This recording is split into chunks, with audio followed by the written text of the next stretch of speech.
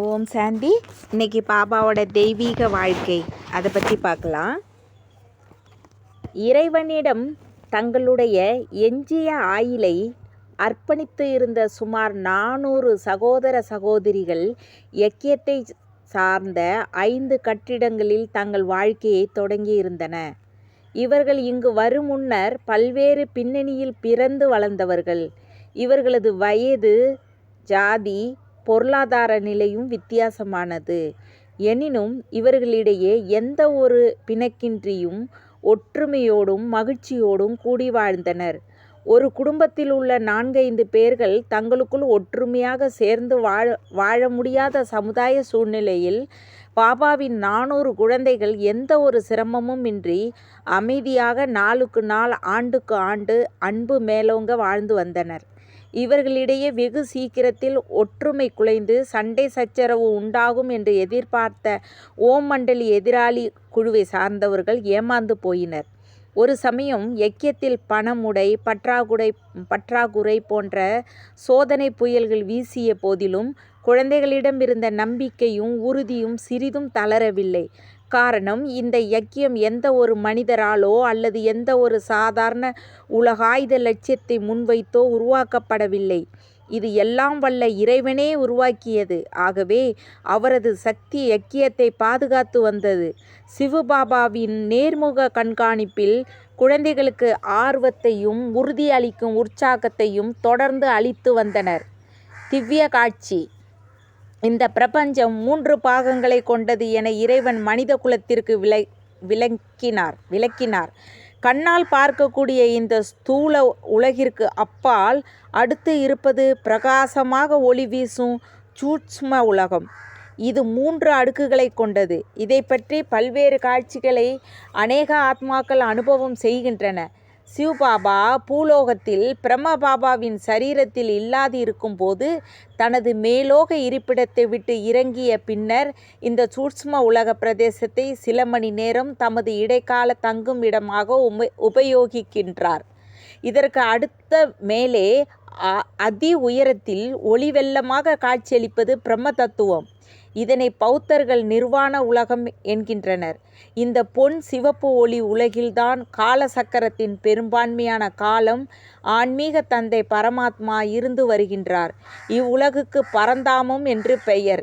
எல்லா ஆத்மாக்களுடைய உண்மையான வீடும் இதுதான்.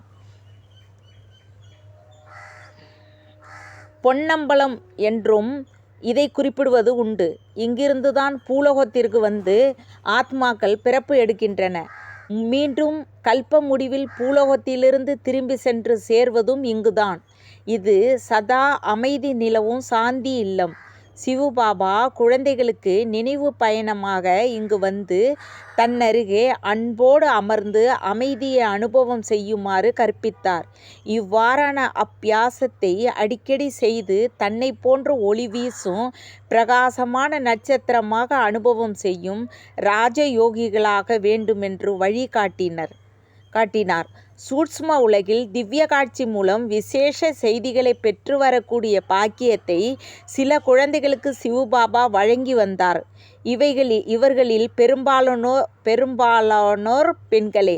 இவர்களுக்கு சிவபாபா அதி அற்புதமான சத்தியுகம், தேவசபை, தேவி, தேவர்கள் வசிக்கும் வைர கற்கள், ஜொலிக்கும் மாளிகை அறைகள், கூடங்கள், அலங்கார வாயிற் முகப்புகள் போன்ற காட்சிகளை காணும் திவ்ய பார்வையினை வழங்கி இருந்தார்.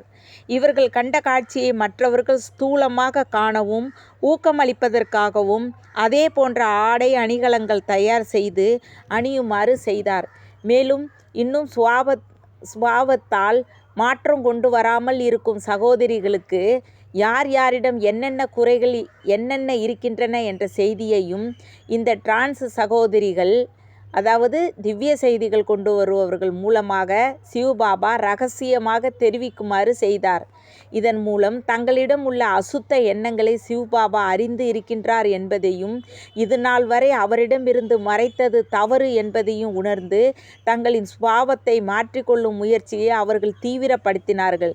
வெற்றியும் அடைந்தார்கள். இந்த டிரான்ஸ் சகோதரிகள் தூய்மையாக்கப்படாத கெட்ட செயல்களுக்கு எந்தவித தண்டனை கடைசி தீர்ப்பு தினத்தில் வழங்கப்படும் என்ற விபரத்தையும் கூறினார்கள். மேலும் பிரம்ம பாபாவின் அநேக பிறவிகளை பற்றிய காட்சிகளையும் சம்பூர்ண பிரம்மாவின் காட்சியையும் இச்சகோதரிகள் காட்சியாக கண்டறிந்து வந்தனர்.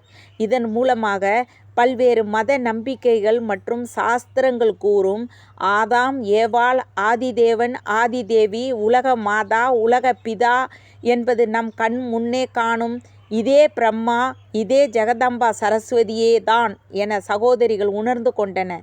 இத்தகைய மகிமைக்கு எல்லாம் காரணம் அயராத சேவையும் மகிமைக்கெல்லாம் காரணம் இன்றைய இவர்களது தியாகமும் மனிதகுல மேம்பாட்டிற்கான அயராத சேவையும் கடைபிடிக்கும் உயரிய திவ்ய குணங்களுமே என்றும் இவர்கள் புரிந்து கொண்டனர்.